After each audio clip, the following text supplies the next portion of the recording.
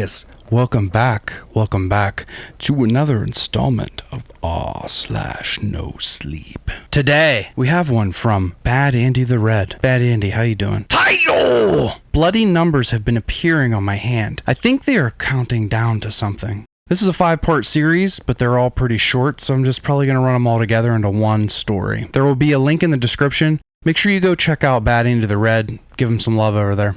Let's get into it. It all started just over a week ago. I'd just gotten off work and was going to pick up dinner and head to my girlfriend Cassandra's place. We had been together for a year and things had been going great. Cass really liked the Mexican food from a small little restaurant by E Street. It was a bit of distance away from downtown and the neighborhood was a little sketchy, but they made damn good food, so I didn't mind getting it for us when either of us had a hankering. It was a little late for dinner since I had been working late, but Cass did not mind waiting up for me, and I called in an order and was happy to hear that they were still open. I parked and stepped out on the curb, hesitating as I heard something strange. It sounded like a small commotion near the playground that was on the other side of the street. It seemed like someone was trying to speak quietly, but not doing a great job since I could hear them from where I was. I could not quite make out the specifics, but someone sounded upset. Only one voice was audible, and it was too dark to see who was speaking, but I thought it might be someone rambling to themselves while under the influence of something. I shrugged, and I figured it was not my business and went to collect my order. When I got back outside and started walking back to my car, I froze when I heard something more clearly than before. I listened closely and I heard it again. It was desperate, but still strangled and hushed like someone was trying to cry out but still whispering. Help me. It was already dark and the minimal light from the street lamps barely illuminated the sidewalk, much less the shrouded playground where the voice was calling from. I couldn't see anything, but when I heard the voice calling for help again, I knew someone was there. I was unsure of what to do. I felt guilty for not rushing over to help right away, but something about the situation made me feel nervous to investigate. I considered calling the police, but I had no idea what was really going on, or if someone needed help more urgently than I could provide. I put the food in my car and pulled out my phone and turned on the flashlight and started moving cautiously toward the playground. I looked around, but I did not see anyone. I looked over my shoulder and no one was out walking on the sidewalks or anywhere else. The entire place seemed too quiet, and I could not find the source of the cry I had heard earlier.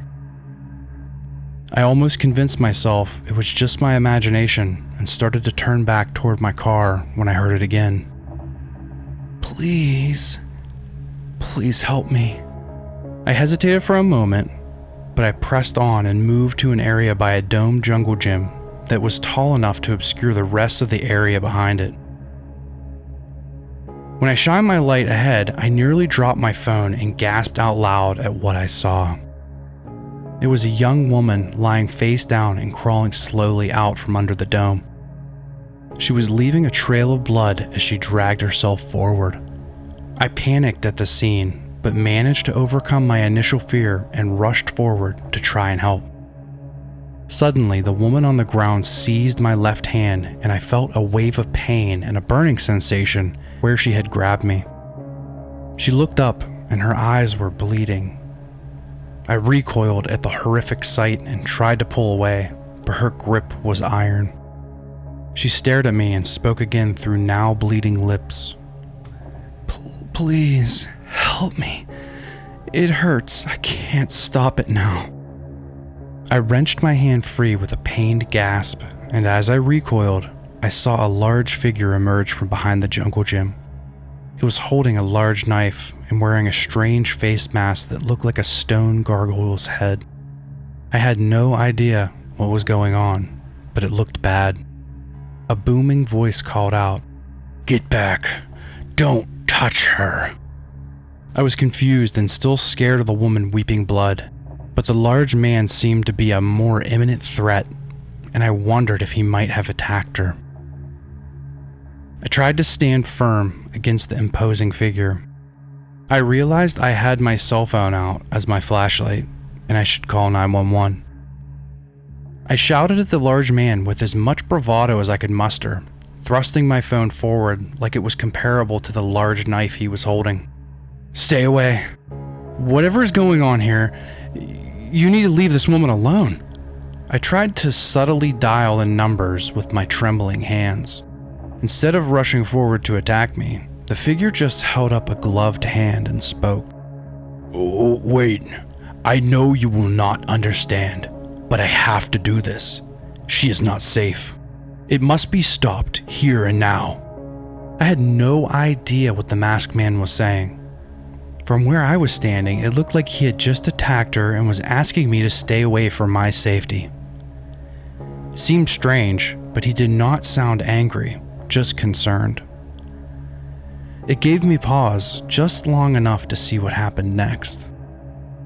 In a flash, the woman lunged forward and tried to grab at my leg this time, pleading for help once again. Before she could grab me, I was thrown off my feet by a strong shove from the masked man, and I was sprawled out on the ground. I heard an anguished cry and a horrible scream coming from the woman, followed by a muttered curse from the masked man, and then a gruesome crunching sound. I looked up and witnessed the final part of the grisly sight. There was blood everywhere, and I could hear a disturbing hissing sound that was unlike anything I imagined a person was capable of making. Before I could get to my feet and run, call for help, or even scream, he was already there, looming over me. There was a split second where I saw his hand move. Then, before I could blink, I saw the pommel of a knife traveling for my head. It struck me right in the temple, and the world fell away. The last thing I heard through the ringing in my ears was an apologetic muttering. "I'm sorry that you saw this. I hope to God you don't need to see it again." Then there was only silence. I woke up, freezing and alone, still in the playground. My head throbbed and I realized I had been knocked unconscious. The woman was gone.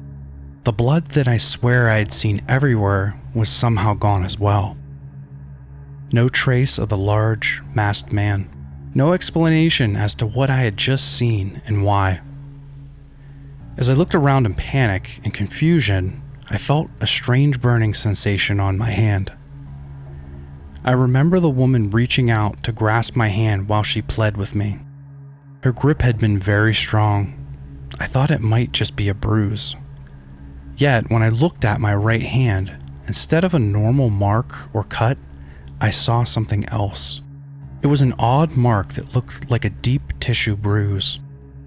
The more I stared at it, the more uncanny it seemed. The mark seemed to resemble a number the longer I looked. It seemed like the very blood in my veins had somehow contorted and shifted from the pressure to form the number 8 in my skin. Out of curiosity, I pressed down on it, but it did not hurt like a bruise. Then I tried to wipe it off, but it seemed to indeed be underneath my skin.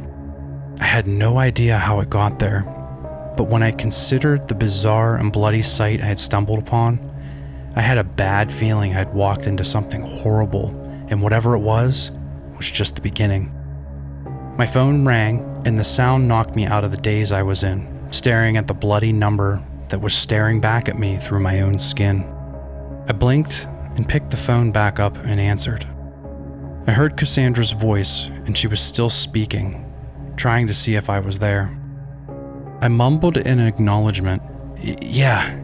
Yes, I mean, sorry.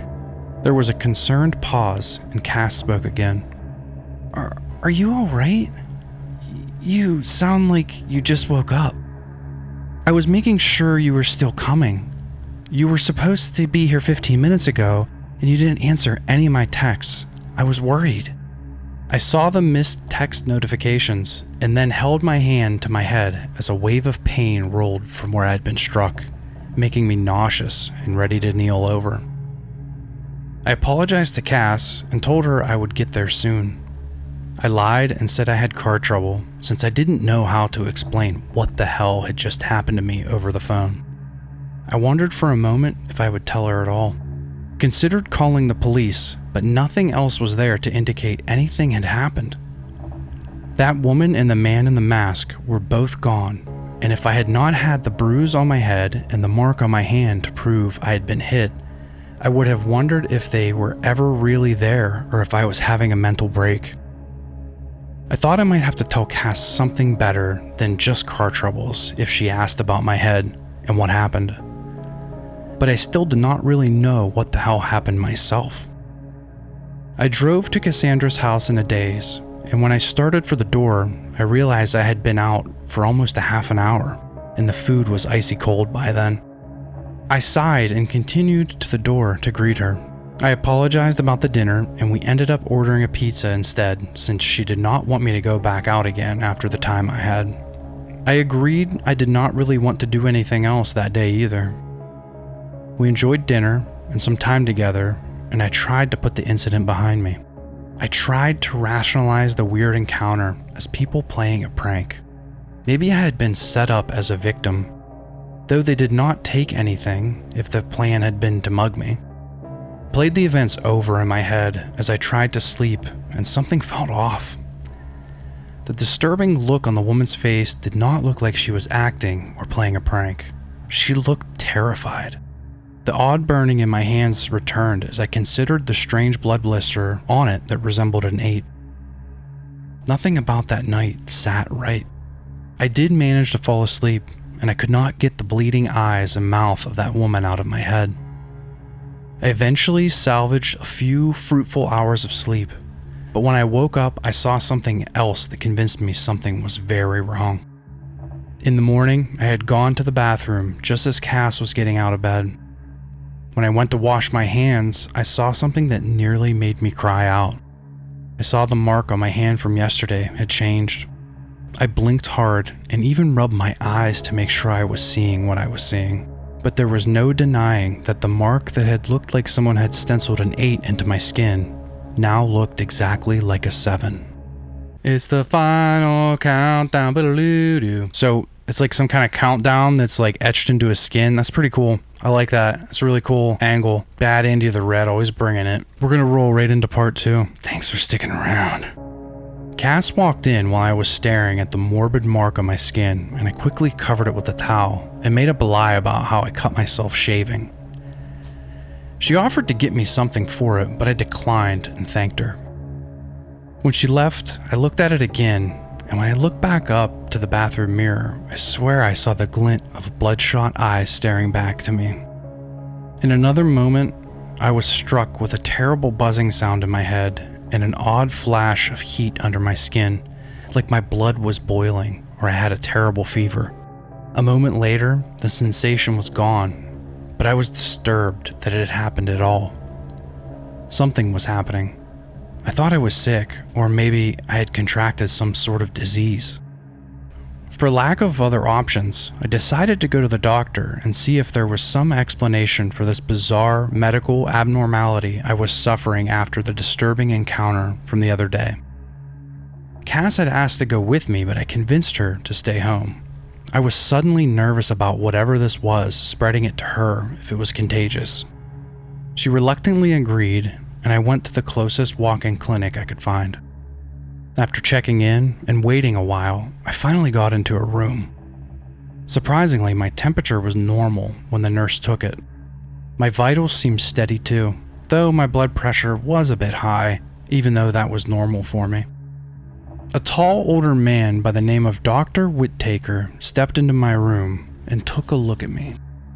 He asked some general questions, and I explained my symptoms, and he quickly concluded I would need a blood test. Everything had been going all right up until that point, but when they took the equipment and found a vein to collect a sample, I got a strange, sick feeling, like something bad was about to happen. I was about to decline and try to leave once they got closer to me with the needle. I held my breath and looked away. I wasn't afraid of needles, but something about this made me feel oddly nervous. When the needle found its mark and sunk into my vein, I felt a strange surge of adrenaline and a flash of fury washed over me. I heard a scream, and when I looked back at the nurse, the needle had been bent and there was blood all over her and the ground. It seemed to be shifting strangely, like it had some sort of disturbing sentience. I apologized even though I hadn't moved or done anything. I did not see exactly what happened, but the nurse left and I was alone in the room with a disturbingly large puddle of my own blood as my only company. I wondered just what had happened to disturb her and how there was so much blood from a needle prick. I considered the blood weeping from that woman who grabbed me last night, and I was worried I had developed some hemorrhagic fever or something. But if I had, why did I feel fine just after losing so much blood? As I sat and waited, I felt a chilling silence wash over the room, and then a voice suddenly formed in the back of my mind. It sounded like something entirely alien and not manifested out of my own conscious. It said one word, forceful and imperious, like it needed me to listen for my own survival. Run. Without a second thought and against my better judgment, I burst out of the room and ran through the halls of the office just as the doctor was coming back with 2 men in biohazard suits. They started chasing me, and I ran through the door to an emergency exit and managed to force a piece of rebar in the back alley through the handle of the door, blocking it momentarily. There were hurried shouts and commotions in the building, and I fled as fast as I could from the whole scene. When I had made it a good distance, I felt sick and collapsed in the underbrush of the city park I had reached. I was about to move again after waiting to see if I was followed, but I felt a ringing in my ears and that same burning sensation, and I passed out again instead. When I woke up, I saw it was nighttime. I did not know how long I had been there. I had lost my phone at some point. The park was empty, and I thought it might be after midnight. I felt an ache on my hand, and to my horror, it had happened again. The bloody mark in my skin had changed. Where the sanguine 7 had shown before, a bloody 6 lay under my skin now. I had no idea what the hell was going on, but it did not feel like medical in nature. Something was wrong. This bloody mark was counting down to something terrible, and I had to find out what before it reached 0.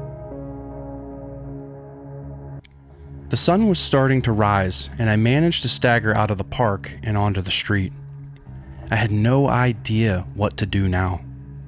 Were the doctors and those men in the hazmat suits still looking for me? Was I infectious? I considered the bleeding woman who had grabbed me and how since then the bloody mark was counting down to some uncertain event. I had to figure out what was going on before it was too late. I decided to return home and tell Cassandra the truth. She was likely worried sick, and I honestly needed some help figuring out what to do next. Before heading back, I stopped by a small store to get a handkerchief to cover my mouth and some gloves. I still did not know what this was or if it spread, but I did not want Cass to get sick in case it was transmittable. I grabbed a taxi back home and staggered to the door. I was weirdly tired even after sleeping for almost an entire day. The fatigue was sudden and did not feel natural. Unfortunately, due to the strange fugue I was in, I did not notice the vehicles parked outside Cassandra's place until it was too late. When Cass answered the door, she nearly dropped her coffee. She rushed over to embrace me, but I pulled back and held out a hand. Wait, I think I'm sick. I don't know what is going on, but I need help, and things didn't go well at the doctor's office. I saw a troubled look on her face and something else that looked like it might be guilt. I know, I heard. Please listen, don't run. There are people here to help you. They said they were the only ones that could now. I looked past her into the house and saw the men in hazmat suits waiting for me. Then I spun around and saw more on the lawn. I looked back to Cass and she had a pleading look on her face. Please stay. Let them help. I'm scared and I don't want to lose you. I considered running, but when I saw her face and heard her plea, I couldn't. I decided to stay, and I held up my hands. As the men approached me slowly, I felt a strange heat underneath my skin again. My head started to pound, and I swear I heard a chilling voice whisper to me, "No." Before I could stop myself, I spun round and started to move away. Cass grabbed my hand, and I instinctively pulled away, my nails scratching her hand, in the process so badly I saw blood dripping from where I had torn free. She cried out, and my fear and guilt had almost overridden the impulse to flee from the situation, but I could not quell the overwhelming urge to run. I launched myself onto the yard and started sprinting away. I slipped past one of the men, and another had something in his hand I had not noticed at first. It was a taser, and he managed to aim and fire before I could get away. I fell to the ground, my body convulsing and the heat under my skin building to a breaking point. As the others rushed over to subdue me, I felt a tearing at my skin, and suddenly a blood-covered tendril whipped out from my hand and skewered one of the hazmat men through the faceplate and straight through his head. The horrible crunch of broken bone and sick tearing sound of mangled flesh broke me out of my primal urge to keep resisting, and I felt like I was going to pass out again. That concern was guaranteed when another shock followed by a poke in the arm with what was likely a tranquilizer ensured my loss of consciousness. I was not sure how much time had passed, but I woke up alone and cold in a bright room with no doors or way out that I could find. I would have been able to see better if I had not been strapped to a gurney. I could only see the scant details in the room beyond my own body and a few angles of the surroundings, but I figured I had been isolated here for study. I saw my hands were wrapped in a restraining brace, but I saw from the angle that what I could see, the shape of the bloody mark had changed yet again. The 6 had become a 5. And the fear and anxiety of what would happen at the end of the countdown pressed down on me again. I did not like that I was restrained, but I allowed myself to hope that maybe the people who had captured me would be able to help. If they couldn't, I was not sure what I could do. I heard a voice on an intercom in the room, and a harsh, static-laden voice spoke to me. "I'm sorry we had to resort to restraining you, but it has become clear that your passenger is not willing to come quietly. I know you have many questions, but time is short. You deserve to know what is happening, and I will tell you what I am allowed to disclose. But suffice to say, we have around 60 hours to figure this out, or something bad is going to happen to all of us." Passenger? I considered the implications and shuddered. I closed my eyes and tried to pretend that this was not happening. My fate was in the hands of whoever these people were, and my time was running short. Something was going to happen, and whatever that was feeling more horrible every minute. Part 4. I waited for hours at a time in between sessions of doctors and assistants coming into my room/cell and running diagnostics on me. Always taking blood samples and generally working around me, but not acknowledging my questions about who they were and what the hell was going on.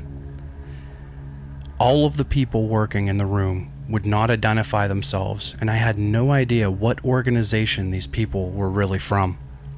The lead doctor had been in several times to check on the progress of whatever work they were trying to accomplish. I had managed to overhear a whisper referring to the man as Dr. Stillman. I asked him again whenever he came back in to check on the latest blood test. What is happening to me? Where's Cassandra? Did you take her as well?" I could not read his face behind the protective gear, but there was a distressing pause, and he finally responded. "We are not sure. This is a novel process to us. We only just discovered this particular strain, and it is quite aggressive. That is why we had to take such direct and immediate action to quell whatever trouble this thing could cause. I am afraid that this is all I can tell you at the moment. Unfortunately for you and a few others, The cause and cure for this affliction has to be discovered at any cost. The rights of a few people may have to be trampled on slightly for the greater good. I asked again, disturbed by the answer, more so than non-answer to the other part of my question. Where is Cass? Did you take her as well? What are you going to do? There was a silence, and Stillman looked at his watch and turned to leave. Before I could shout the question again, he looked back at me as he was leaving the room and cut me off. She was likely contaminated by your last encounter with her. She is being looked after by our staff and monitored for symptoms, but anyone who comes in contact with these things cannot be allowed to roam free. He walked out of the room, and the staff departed with him, leaving me alone with silence and despair of the situation. I felt guilty and sick. I had cut Cass when I tried to leave, and now I had gotten her sick too. What were they going to do with her? As I began to spiral, I felt the wave of heat in my body rise again. I tried to calm myself down, but it felt like something was going to break free from my skin.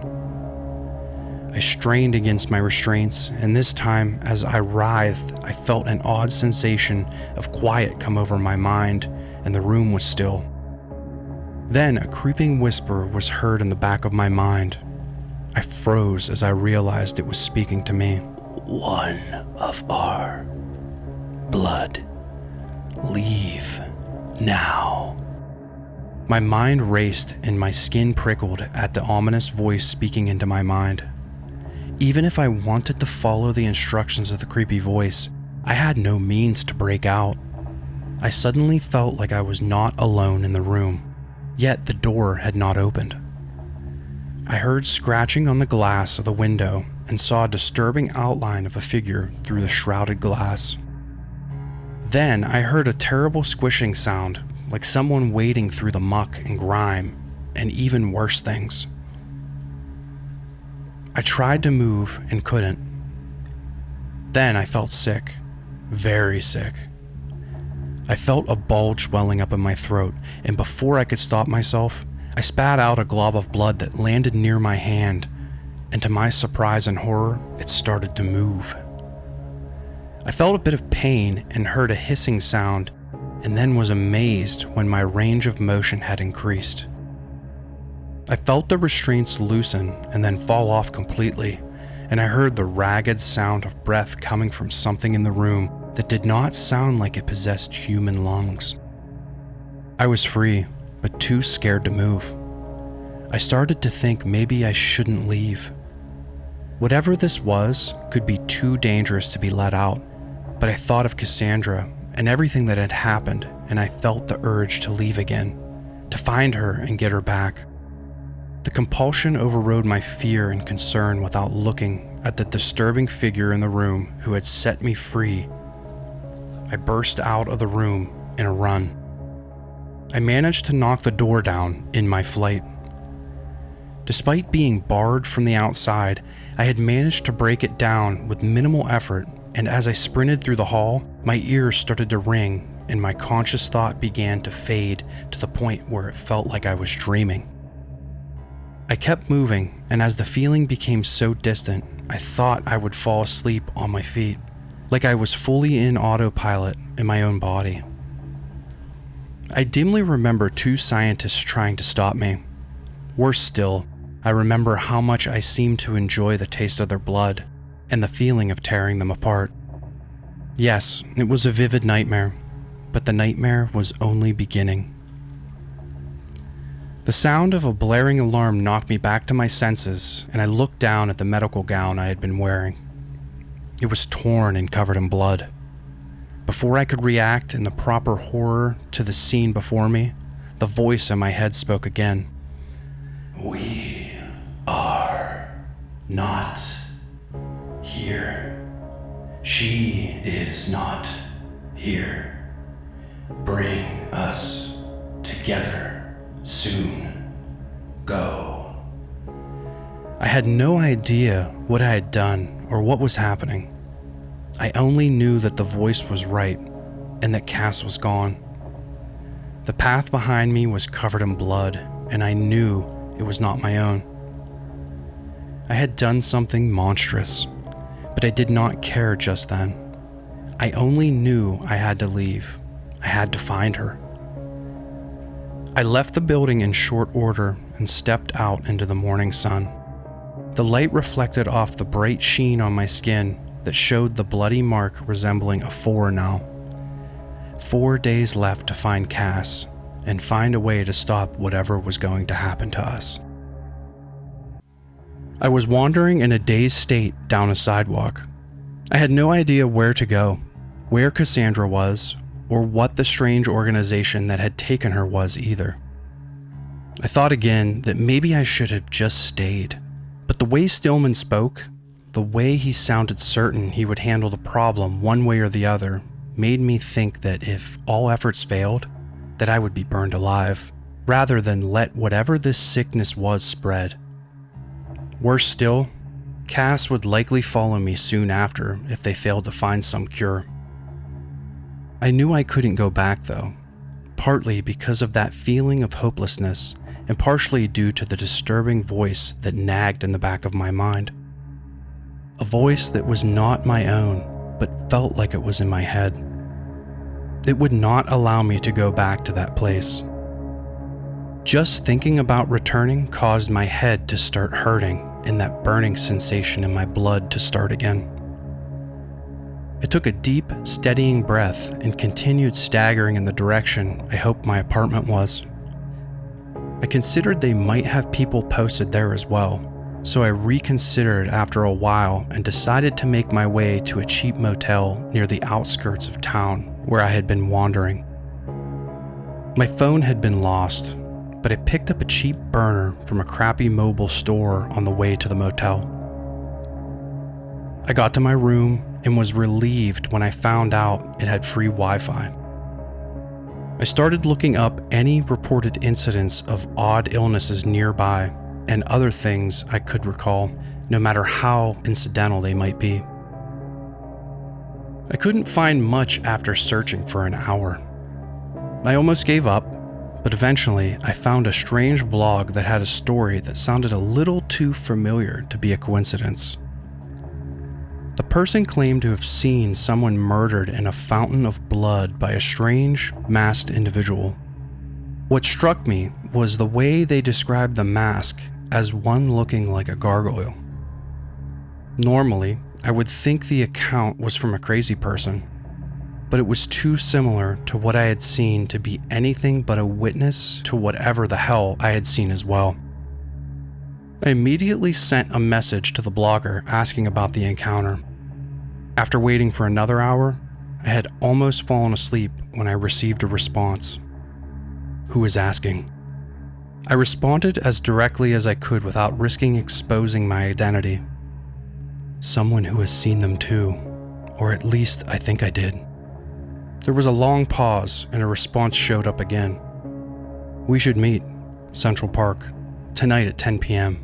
Don't be late. Don't be followed. The truth is worse than you think. I had no idea who this person was, but if they could help with any additional information, I would be lucky.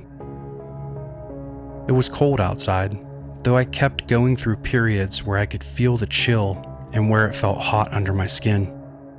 I lost almost another day and was getting anxious. My time was almost up and I needed a solution, and I hoped that this person, whoever they were, would be able to help. The park was empty and I looked around suspiciously. I had no idea if the people who had kidnapped me were still out looking for a trail. Despite the isolated state of the place, I felt nervous, like I was being watched. I saw a short man walk discreetly to a park bench and sit down. He had thick glasses and an almost comical-looking trench coat, which made his attempts at trying to look discreet or blend in almost laughable. I approached slowly and was about halfway to the bench when he sat up and looked at me, and then quickly behind me and around the park, likely to ensure we were alone. Are you... I started to speak and he held up a fist and hissed at me. Shh, not so loud and no names. Wait just a second. He pulled a small item out of his coat. At first, I thought it was a gun, but he tinkered momentarily with it in a small dish extended around the node in the center, and I saw what looked like a directional microphone. He aimed it at nearly all of the dark shadows and trees that loomed behind us, around us. Once he was satisfied, he put it away and spoke again. Can never be too careful. All right, talk fast. Are you saying you saw someone taken by the Gargoyle Man too? He has a doubtful and slightly judgmental look that annoyed me, but I answered, yes, near a playground at night. A woman was attacked by that man. I tried to help, but he attacked me too. He knocked me out, and he and the woman were gone when I came to. I waited and watched him digest the story. I couldn't tell if he believed me by his expression alone. Eventually, he nodded his head as if accepting that he was hearing the truth. All right, here's the deal. These people, the ones with the gargoyle helms, they seem to be some sort of group that find and hunt people who are sick with some sort of rare blood infection that is supposedly dangerous. The people I saw get attacked was my friend Max, and his story was weird. He contracted some sort of illness that had all of the hallmarks of hemorrhagic fever. The weird part was that it was not hurting him, or at least he said it wasn't. I wanted him to go to the doctor because it was freaking me out. He really was fucked up, puking blood. It was coming from his eyes, but he said he did not feel like he was sick. He said he felt strong. I didn't know what to make of it until one day when we were coming back from the bar, he was attacked. The man in the mask did something to him. He said something was inside of him and he had to do what needed to be done. Suddenly, I'm knocked on my ass and the man takes Max and I hear this god-awful scream that didn't sound like him at all. The man stopped speaking and looked over my shoulder, frowned, and then resumed. After freaking out about it, I tried to find out where Max was, but I found nothing. He was declared missing, and I was questioned, but nothing ever came up. Eventually, I found out similar events occurring to people across the state have all been reported abductions by people in these weird masks. Always when a friend or someone they knew had been seemingly sick with something. Worse, they are not the only ones taking people. Some weird government group had been abducting these sick people as well and taking them away to do God knows what to them. Knowing the government probably weaponizing the illness or whatever it is. He snorted and was about to continue when I heard a loud beeping from his pocket, and suddenly his expression changed and he looked at me and shouted, "Run! Someone's here!" I looked behind me just in time to see men in biohazard suits coming out of the shadows.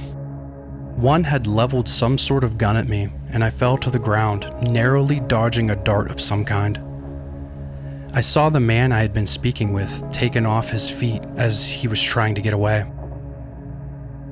I started to panic and felt my chest lurch and the burning feeling welling up again. I tried to move, but I froze, and it felt like my limbs couldn't move. I looked down and saw a dart sticking out of my leg. I slumped back down, and as the men moved in with restraints to detain me, something unexpected happened. The man who was bending down to cuff me let loose a muffled sound followed by a wet gurgle. I paused in disbelief as I saw what looked like some strange multi-bladed knife or glaive sticking out of his head. There were panicked shouts followed by actual gunfire as the men in hazmat suits fought back against whoever or whatever was attacking them. The burning feeling started to increase and I could feel my limbs again. I sat up and saw another man's head vanish, and it came clean off to the swing of a large double-headed axe. The figure wielding it was unmistakable. They wore that same leering gargoyle head as I had seen before. Whoever this person was, They did not like the people who had kidnapped me. I thought I heard the figure mumbled something along the lines of, "Blasphemous wretches, forgive them, Father, they know not what they do." I swear I saw a man in a hazmat suit fire a shotgun at the masked man at point-blank range, but he did not react. His response was neatly separating the gunman's head from his shoulders after the failed shot. Most of the hazmat men were dead or dying, and the gargoyle-headed man stomped toward me, axe raised in the air. That burning feeling increased, and a wave of heat and blood came off my body as I screamed. The liquid seemed to be boiling somehow, and it splashed the masked man, who howled in pain and fell onto his back.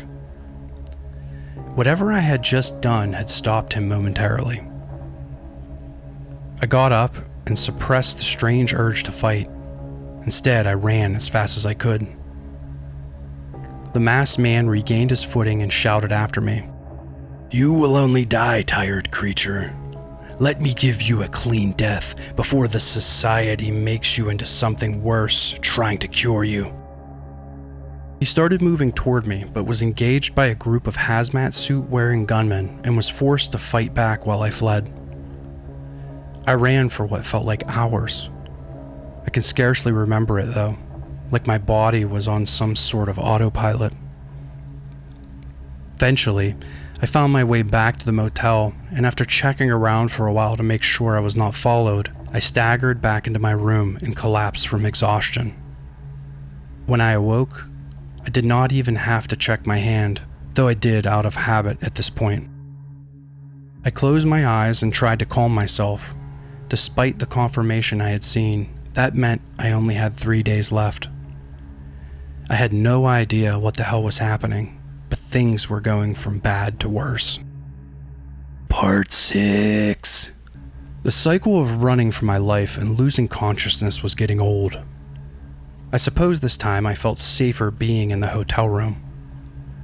I was grateful no one had captured me while I slept, though I wondered if I had truly slept at all. I was not sure, but the bloody 3 on my hand reminded me that sleep was not the concern just then. I did not have long to consider my situation or appreciate my freedom when something ended up coming to me.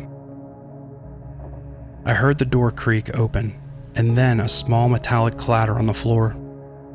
Suddenly, I was blinded by a flash of light and a deafening explosion. I managed to stay conscious and fell back to avoid a strike aimed at my head. I looked up and saw 2 people wearing gargoyle masks. I held up my hands and tried to get them to stop. "Wait, I don't know what's going on, but I didn't do anything. Don't kill me. I heard from the scientists that there's a cure. Whatever is wrong can be fixed. At least I think so." The masked figures paused. They regarded each other after a moment and then looked back at me. One of them stepped forward and pulled out what looked like a silver chain. "Come with us then. If you truly wish to test your innocence, you might help us yet. But if you betray us or try to infect more with the curse, we will burn you alive." I looked around, desperate for an avenue of escape, but I saw no way to get out of there while both of them were after me. I saw what just one of them was capable of in the bunker I was kept in it before. I did not want to fight 2 of them now. Even if they killed me, I suppose I would at least get some answers on what the hell was going on first. I allowed one of the figures to wrap the silver chain around my hands, and despite the chain not being pulled completely tight, the surface seemed to irritate and burn my skin. The area around my hand was positively throbbing, and I almost cried out from the discomfort. The 2 watched my reaction impassively, though I suspected they wore some reaction to my suffering behind the masks. We quickly walked to a plain-looking white van outside, and I was beginning to fear I had made a terrible mistake. We drove what felt like an hour, though I had no idea exactly how long in truth. Like some sort of black op, I had a burlap sack over my head as we traveled, in case I might somehow lead others to whatever base of operations this bizarre people called home. When I arrived, I marched out of the vehicle and walked for a while till I was told to stop. I felt my blood heating up again. Something about where I was standing caused the strange feeling again, like it was trying to get out before I took another step. I fell to my knees and thought I might be sick. I felt a hand on my shoulder and the sting of electricity as I was shocked by some sort of taser. After convulsing for a moment, I recovered and cried out, "What the hell was that for?" Yet before I heard an answer, I noticed the strange feeling was gone. I no longer felt sick, my blood had been calmed. A voice finally responded. "For safety, I'm sorry. We don't often bring your kind back here. The danger is great, and I'm not sure if Lewis and Frederick made the right decision in trying to bring you in. But you are here now, and we can always kill you later if the plan fails." I had no idea what plan they were referring to, but I had little choice but to cooperate, if at least to find out what was wrong with me. I was marched into another room, and I heard a door closing. Someone pulled the bag from my head, and I looked at a large figure in an even more ornate gargoyle mask than the others. The snarling visage was intricately carved and seemed to have gems studded in various sections of the mask. They stared at me for a short while, and I felt uncomfortable as my eyes adjusted to the harsh light of the room and the glare of the same light reflected off the brilliant surface of the mask. Before I could ask anything, the figure spoke. "Welcome, Tainted One. The first and most important question I must ask is, have you fed the blood curse yet? If you have fed already, then this is a wasted effort, and we should save time and kill you in a much swifter and less painful manner." I considered the question and the assertion they were going to kill me. I did not know what they meant by fed the blood curse. I had not eaten anyone or drank someone's blood like a goddamn vampire. At least I did not remember ever doing anything like that. I responded honestly, No, I've not fed whatever this thing is. Please tell me what is happening to me. Am I going to die?" The figure paused and reached his hand to his chin, like he was considering carefully before responding. Perhaps not. We will see. Either way, this will be grueling. You will have pain inflicted on you, but your soul might be saved yet. The time left on your hand, the time left in your blood, claims you still have hope, if only a few days now. But I cannot promise this will work. It could cleanse you, but you may still die.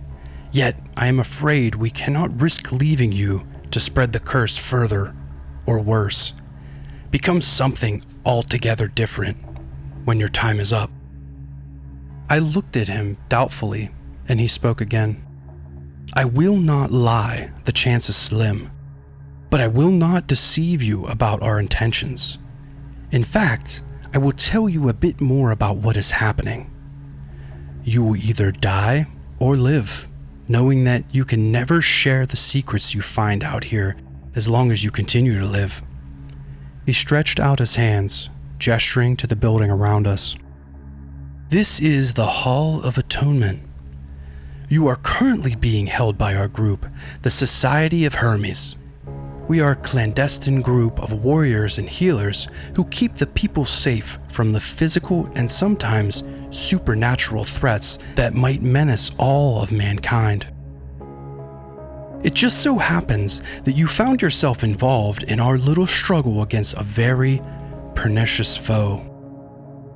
I could not believe what the man was saying. I was listening to him talk about the secret societies and hidden wars. It sounded crazy, But he continues without even regarding the incredulous look on my face. The blood phage are a curse. A sentient and spiritual disease that passes on from people to people by blood-borne transmission. I will tell you more about them if you survive, but for now, the time is short. You were infected when you came in contact with a specimen that one of our puregration groups was hunting down. Once they have fed, the curse is unbreakable. For those who might still be saved, we have a method that could heal you. You must believe that we never meant to kill people infected by the curse. It is only as a last resort that we have been forced to. Yet so many have been lost. Our hearts have hardened, and we had been forced to act. You, however, might be the first one we can save from this nightmare. He gestured to two others in the room with us, and I was grabbed by each arm and brought to another room. Inside, there was a large machine with tubes snaking into odd-looking machinery. A bed lay in the center, and I was placed on it. I started to sweat, and the fear of burning blood sensation began again. Something felt like it was trying to get out, and I remembered the name the masked man had given this curse I was apparently inflicted with: blood phage. I flinched as they led me to the bed. I was strapped down, and the two men insisted that once it started, the creature might try to escape. Needles were inserted into veins, and I heard pumps whirling and starting. I had no idea what they were doing, but I considered this thing might be some sort of arcane dialysis machine. The thing in my blood raged, and I screamed out in a feral roar that did not sound like myself. I thrashed at the restraints, and I felt the horror emerging from my skin. An electric charge struck me before I lost myself, and I felt dizzy as the blood pumped out of my body. I dimly heard a low chanting and saw figures in the gargoyle mask chanting something. A prayer, maybe? I heard a voice interrupting the chant. "They're coming. They're going to try and save their foul seed." I saw several of the masked figures grab these oddly shaped objects. Suddenly, the strange things had let loose out a small gout of flame, and I realized the ornamental objects they held had appeared to function as short-range flamethrowers. The machine continued its work, and I saw blood being drained from my body. The color was all wrong, and seeing the fluid leave my veins made me feel strange. I thought I would be relieved, but I felt angry. Something felt wrong. It felt like my guts were twisting. I felt a strange echoing call in my head, a voice I hadn't heard since I had escaped the facility with the scientists, who were also trying to cure me. The voice spoke into my mind again. "Don't let them take us away. You need us. Kill them." I felt a surge of anger and adrenaline, but before I could act on it, I felt the sting of electricity again, and the shock made the voice recede. My mind felt like itself again, but suddenly a creeping dread fell across the room, and in the next instant the lights died and backup lights came on. The dim glow was just enough to make out a horrifying sight. The fluid in the tank, the blood that was being drained from me, was writhing and moving. I began to feel lightheaded, and I wondered if they were going to kill me after all. The amount seemed prodigious, but was not dead. Not yet, at least. The last thing I saw before I passed out again was a brilliant light from several flames all at once, engulfing the tainted blood. The death scream I had heard heralded my loss of consciousness. When I woke up, I had no idea how long it had been. I felt weak and drained, but I was alive. I saw the restraints were gone, and I looked to my hand and let out a sigh of relief when I saw the bloody number was gone. The cure, or whatever they had done, had worked. I heard the door to my room open, and the man in the ornate gargoyle mask entered. Please, save your strength. We have much to discuss. There are others you have contacted. They might need our ministrations. You must help us before it's too late. I nodded my head and thought about Cassandra, and knew this was not over yet. I'm the Migraine Masochist! Welcome back to another installment of Aw/No Sleep. Today, we have the finale from Bad Andy the Red. Title! Bloody numbers have been appearing on my hand. I think they are counting down to something. Without further ado, let's get into it. I was moved into a well-decorated sitting room and directed to wait in a comfortable-looking chair. An attendant with an odd mask that looked like a mirror came in and gave me a small cup of tea. I was informed that I had to wait for the Master of Sanctity. That title referred to the leader of this group and the men in the ornate, gleaming masks I had met earlier. After waiting for several minutes, I tried the tea. It smelled nice and tasted good as well. The paranoid part of my mind almost resisted the drink, but I figured that they had saved my life and wouldn't poison me now. I felt exhausted and drained and nearly fell asleep in the chair until the door swung open again. Their leader was there, and he sat on the chair opposite of my own.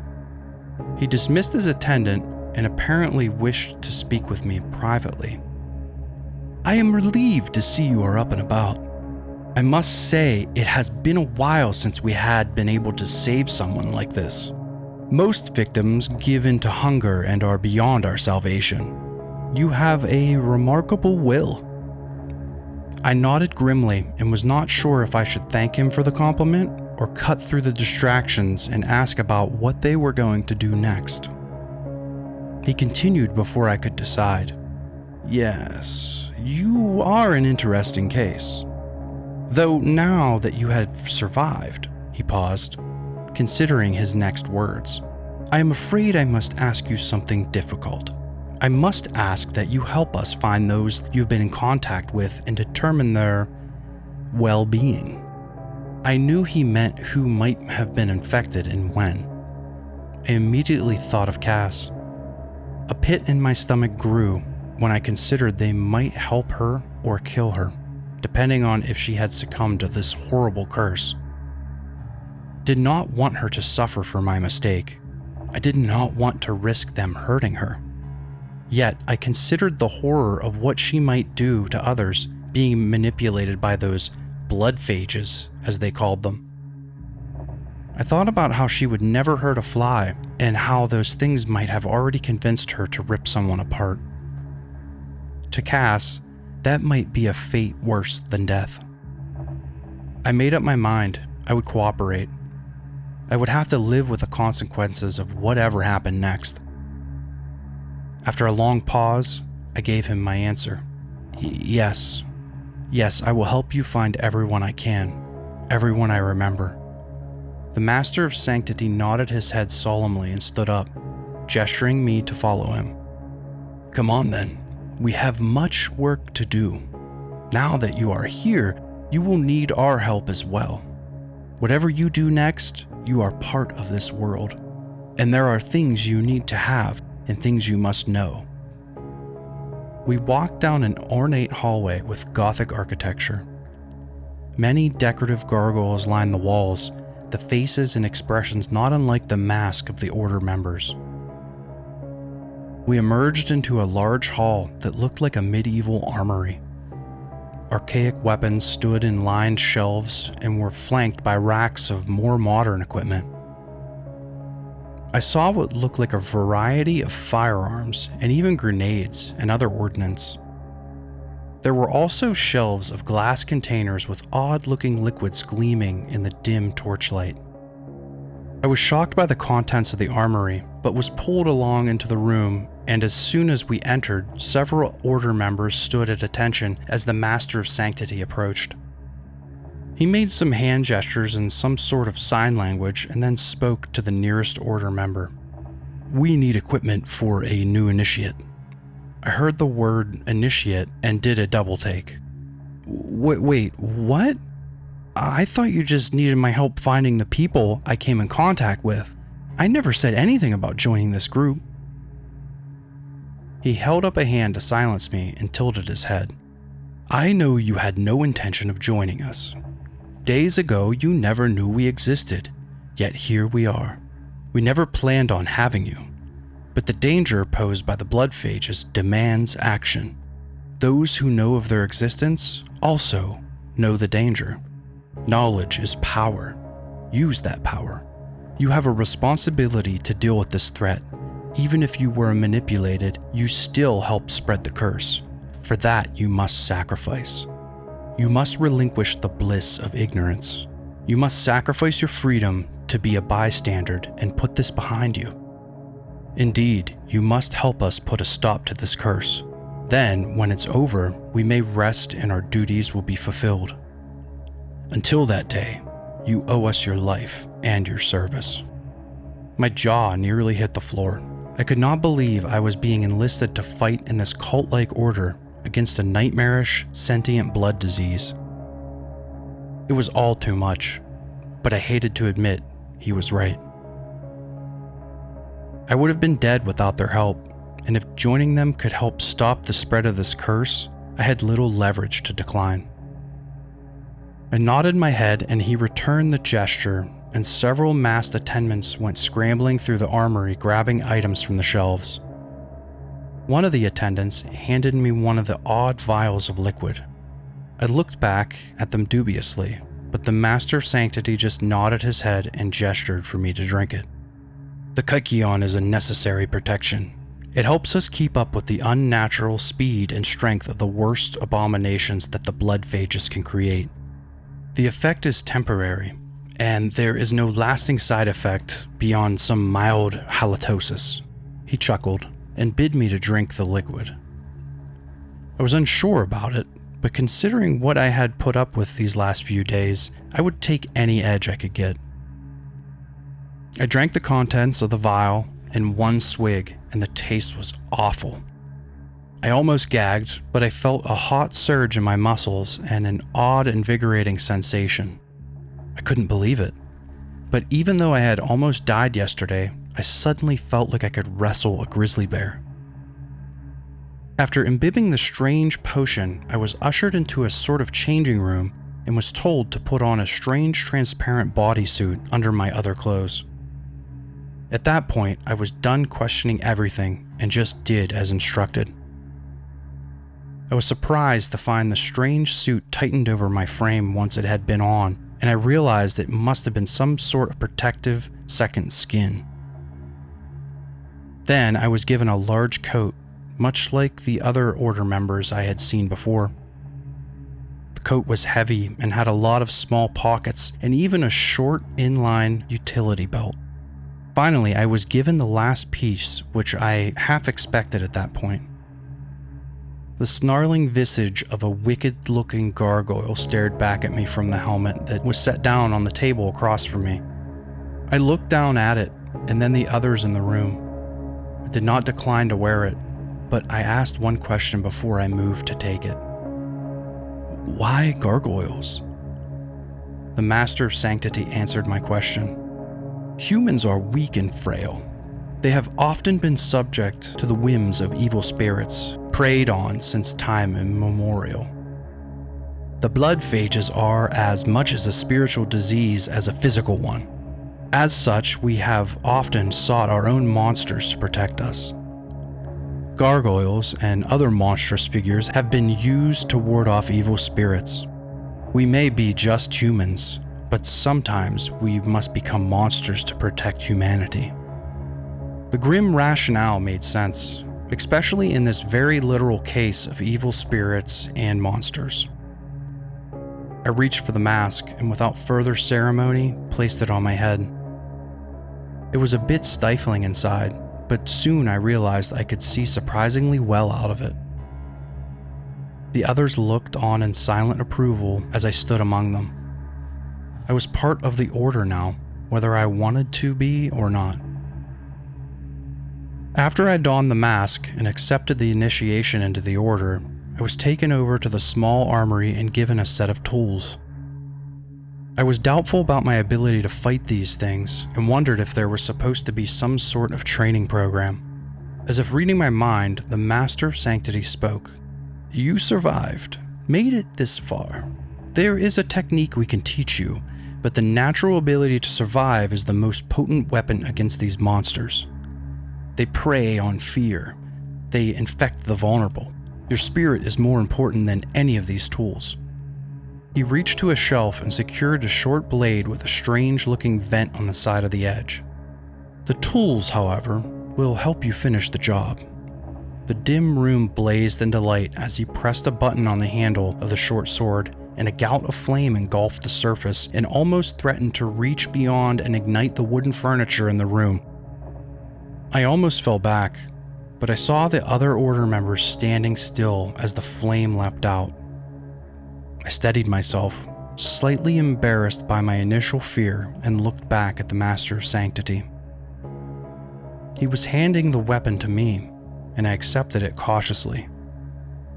I had not been trained to fight humans, let alone monsters made of blood, but this thing would help against either. The other people in the room grabbed various tools and weapons, and we departed shortly after. "We are leaving now, and you must return home. That is where they are likely waiting to recapture you.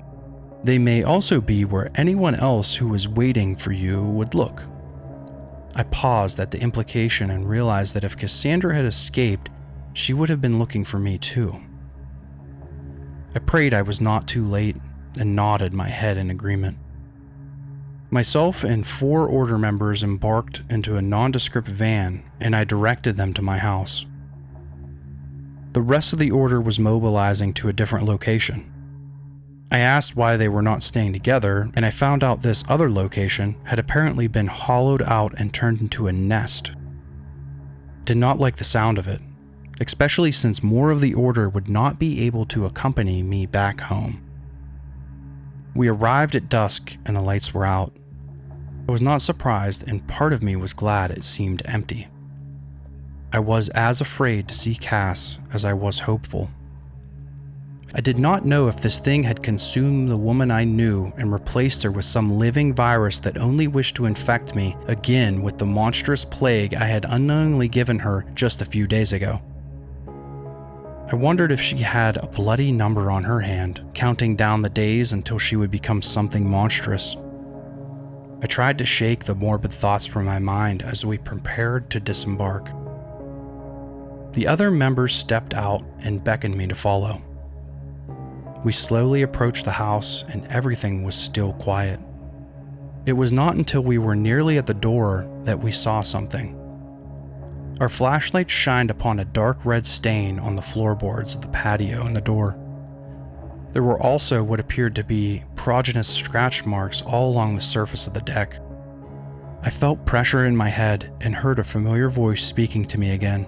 It sounded distant, but still horribly alive. "Welcome home. We missed you." I shouted out a warning to the others, but it was too late. Something burst from the deck, splintering wood and crashing over 2 of my comrades. They were enveloped in a horrifying mass of bloody, flailing limbs. I heard the discharge of a firearm and the attempted lighting of a flamethrower, but both were snuffed out in short order. I froze, unsure of how to help. I realized I was clutching the sword I had been given and had to help fight this atrocity somehow. The other order members fell back, and I saw one of them throw a glass bottle on the monstrous bleeding mass. A horrible ear-splitting screech was heard as the liquid inside connected with the creature, and before it could recover, the other order member turned the nozzle on a flame weapon and doused the thing with waves of fire. The monstrous bulk caught fire, but to my horror it surged forward and struck the other 2 order members off their feet with its bloody pseudopods. I knew I had to help. I started to move forward, weapon raised. Then I heard a voice in my head again. "She is with us. You can be with her again soon. So soon. Rejoin. I shook my head as if the act would make the voice go away. If Cass was in the house, one way or the other, I would get to her. I charged forward and activated the flame burst on the sword and lunged at the monster. I struck the center of the thing's mass, but to my dismay, it had little effect. The thing wrapped a bloody appendage around me and hurled me into my own front door. The force was so great, I knocked the already battered door down off the hinges. I saw stars and almost passed out. I felt like I had broken some ribs, and I looked up in a daze to see the horrid creature on my porch lumbering towards me. I felt like that should have killed me, but I found the strength to rise to my feet and appreciate what the strange elixir had done to help. I heard shouting, and another plume of flame engulfed the monster, followed by multiple glass bottles breaking. The screaming was intense, and I covered my ears from the horrible agony of the abomination's cries. I soon realized those cries had been its death, and my companions had managed to neutralize the hideous thing. They moved into the house with me, battered but alive. One of their masks had broken partly, revealing the bald surface of an older-looking head underneath. I wondered again about this group of people I had found myself working with. They were very good at this despite my initial fear and retreat from them days ago. I knew they were ruthlessly dedicated to their cause. Before I could ask them how we should do this, I heard a cry upstairs that froze my heart. It was faint, but I knew who it was when I heard it. It was a cry for help from Cass. I knew at that moment it was likely a trap, but it didn't matter. I had to find her. I rushed upstairs, past disturbing tendrils of congealed blood that snaked across the walls. The place was corrupted by this disease, and I dreaded what I would find when I reached the source. The two Order members who were following me shouted in unison and ducked back as the stairwell was raked by automatic fire. I looked out the hall window as I was ascending and saw men in hazmat suits on the lawn. They were dousing and destroyed the body of the blood monster with some sort of coolant, trying to secure the thing. Others in suits and body armor had spotted us, and as soon as they saw our masks, they had opened fire when our backs were turned. My comrades stumbled back down the stairs, one of them clutching a bleeding shoulder. They waved me on and produced firearms of their own. I did not have time to help. I had to move on. I rushed the rest of the way up the stairs and followed the eerie glow of the blood-slicked tendrils. They looked like veins leading to the very heart of the evil that had blighted our lives. I threw the door open to the master bedroom and I saw her. Cassandra was lying there on her bed. Despite the horrifying tendrils of blood and gore all around us, she was pristine, untouched. I held my breath and tried to determine if I was dreaming or not. The sight was surreal, and I took a step forward into the room and blinked hard, hoping I was really seeing her. I inched closer and her eyes opened. When I looked into them, my heart sank and my hope failed. Her eyes were blood-red pools with no pupils that reflected the stunning image of my own face back at me. I struggled for words and only managed to mumble, "How?" She grinned at me, and the sight was hideous with her crimson gaze. "I had to escape. I had to find you and bring you back. We can still be together. We can both live our wildest dreams, free to do as we please. We can be connected forever. All we have to do is let them in and feed them." I looked around the room and saw the emaciated bodies of men in white lab coats and realized she must have escaped. She was not here waiting to trap me and bring me back to the scientist and Dr. Stillman. She had escaped with the help of the blood phages. I knew at that point she had fed them. The human husks in the lab coats were evident to that. The revelation destroyed me as I understood that the process that had cured me was no use to her. I sank to my knees. I wanted to cry, to scream, to do something. But all I could do is sit dumbly as she moved closer. She touched my face and her hand was warm. It reeked of fresh blood, and I swear I could hear that voice speaking to me from within the confines of her own veins. She held my face in her hands and smiled, a genuine smile that reminded me of the real her. "Come back to us. Come back to me." Her nails elongated, and I saw the gleam of the sharp edges in my peripheral vision. I had made my choice. I knew what I had to do. I leaned into her, and she embraced me and raised her hand up. Then she gasped and screeched as the flaming edge of the burning blade emerged from her back. The cauterizing stench of hot blood was horrible. As I saw the writhing, possessed blood trying to escape its host and the demonic face of Cassandra crying out, I knew that was already gone. There was a terrific blast of heat and a sort of haze in the moments before the bloody explosion annihilated the remains of the love of my life. I thought I had died in that moment. Part of me wishes I had, to be with her again, the real her, but I was not so lucky. I was pulled out of the wreck of the burning house at some point by the Order. Since then, I had been recovering here with the Order. I was in pretty bad shape, but I am starting to feel better. The downtime had made me restless, so I'm sharing my story with you. The Order would likely not approve of my decision to do so, but perhaps those who read and believe my story will understand the threat that we face, and if they see the signs, they can take action accordingly. The Order still has work to do, and I am reminded every day that the job is not done. I have to find the others, the doctors, the pedestrians, anyone I came in contact with. I have to save them, or at least stop them from becoming what I nearly did and what Cass was condemned to. I will never forgive myself for what I did, but I swear to her memory I will keep going. As long as those things are out there, preying on people, I will be out there hunting them. As long as the bloody numbers continue to count down others' doom, my work will not be complete. Pretty sick ending. Really like this story. Definitely reminded me of a couple different things. Appreciate Bad Andy the Red letting me read it. Let me know what you think in the comments. Did you dig this story? Thought it was pretty cool, the whole blood phage thing. Until next time, I'm gonna be Grim Masochist. Farewell.